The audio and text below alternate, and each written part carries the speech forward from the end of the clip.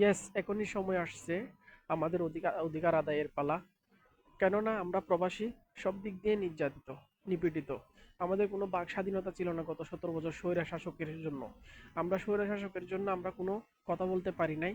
কথা বললে আমাদের উপর বারবার আঘাত এসেছে। লাকড়ি চুরির ঘটনা অবশ্য সবার মনে আছে, এমন বিমান সিন্ডিকেটের কথাও মনে আছে। এখনই সময় এসছে আমরা অধিকার আদায়ের পালা।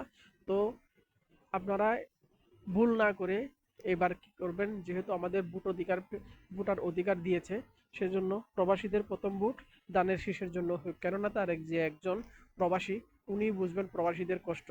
ওনাকে আমরা একবার বিশ্বাস করে দেখতে পারি। সেজন্য আমি প্রবাসী ভাইদেরকে বলবো, আমাদের একমাত্র আত্মবিশ্বাসের জায়গা এখন তারেক জিয়া, ধানের শীষের প্রতীক, জিয়াউর রহমানের ফটোকপি। এজন্য বলবো, প্রবাসীদের প্রথম ভোট দানের শীষের জন্যই হোক, প্রবাসীদের প্রথম ভোট। সবাই দানের শীষে ভোট দিবেন। ধন্যবাদ।